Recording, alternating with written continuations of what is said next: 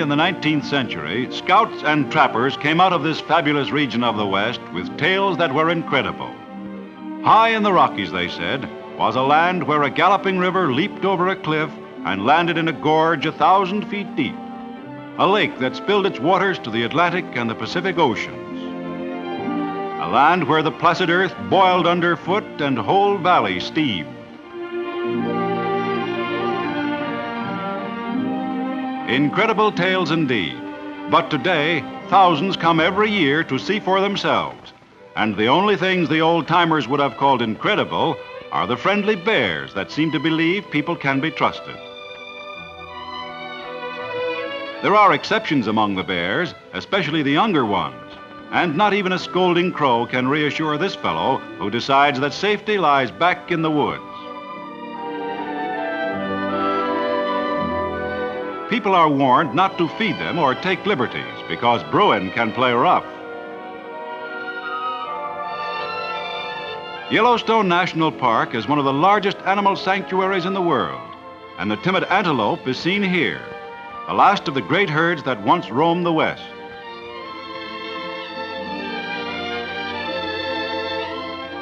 Elk graze undisturbed and are assured of ample fodder, with the park strictly closed to cattle which once threatened their extinction almost as much as the guns of hunters. Next to the grizzly bear, rangers rate the buffalo the most dangerous of American wild animals, and visitors give these lords of the wilderness a wide berth. Ranking third among the most dangerous animals, the bull moose is no timid soul and is more likely to attack than run away. But these larger animals rarely approach the tourist roads and trails. Just as men shed their straw hats at the end of summer, elk and moose get rid of their antlers, and hundreds are found each year. More than 200 species of birds live natural, undisturbed lives in Yellowstone Park. Here, a happy family of Canadian geese are spending their summer.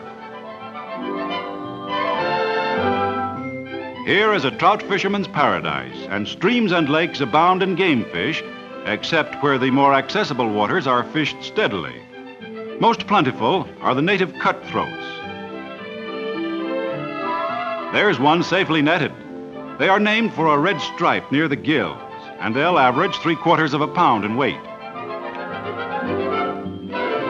Fishing Bridge is well named.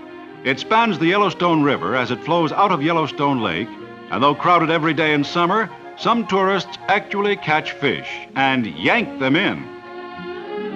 They don't play them, not when a speckled beauty is wanted for supper.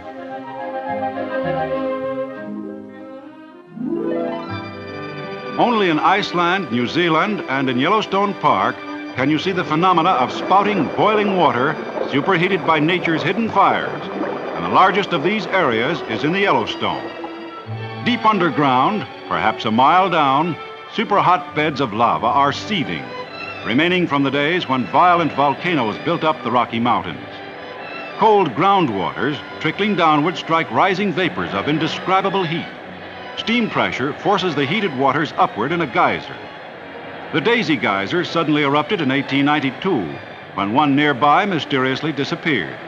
And visitors standing here wonder where the next eruption may come. Such manifestations of nature's power are found throughout much of the Yellowstone's area of more than 3,000 square miles, in which are some 3,000 hot springs and geysers. Out of the depths of the earth, boiling waters bring lime in solution to form the strange terraces at Mammoth Hot Springs. The light porous limestone around the springs builds up fast, from 6 inches to a foot a year, forming huge layers of rock. The Grand Canyon of the Yellowstone affords a spectacle in itself that is worthy of a national park, with here and there jagged needles of rock rising like groups of Gothic spires.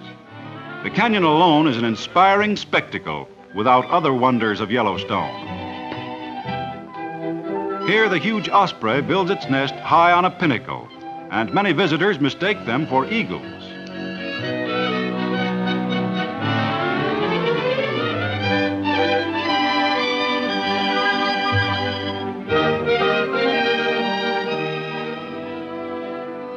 From Inspiration Point, the upper falls of the Yellowstone can be seen pouring into the gorge cut into the volcanic rock by the foaming river. The roar of the cascade dominates this section of the park, and the sheer beauty of the spectacle leaves visitors speechless.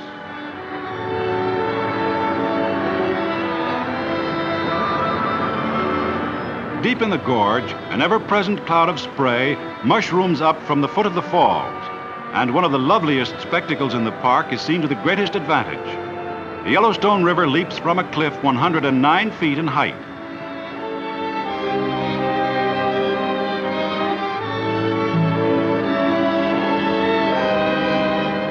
From here, both the upper and lower falls can be seen, and this great cascade is twice the height of Niagara.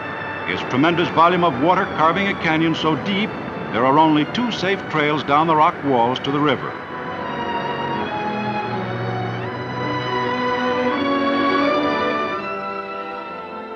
After a day of tramping, visitors are glad to return to one of the inns.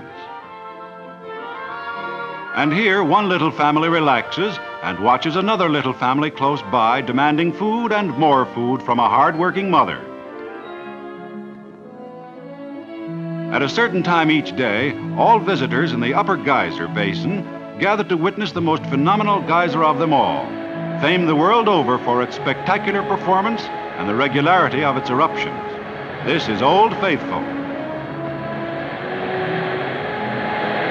People are told exactly when to expect a performance. Intervals between its eruptions average 66 minutes, and it is the only geyser in the park that gives a scheduled exhibition. From beneath the earth comes a deep-throated growl, as if a giant were preparing to speak. Tons of steaming water rise higher with each roaring blast. In the 80 years of her recorded history, the Queen of Geysers has given her show about 500,000 times, and it is estimated that our active age is not more than 300 or 400 years. Her future activity is likely to diminish.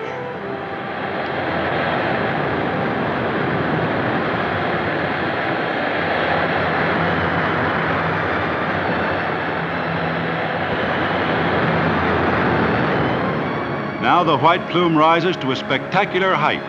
In 4 minutes, 10,000 gallons of scalding water will be hurled 150 feet into the blue, with graceful robes of steam wind-blown about the column.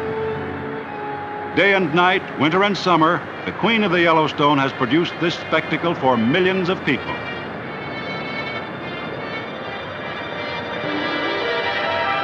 Her towering pillar leaps toward a darkening sky, the perfect climax to the amazing drama of Yellowstone National Park.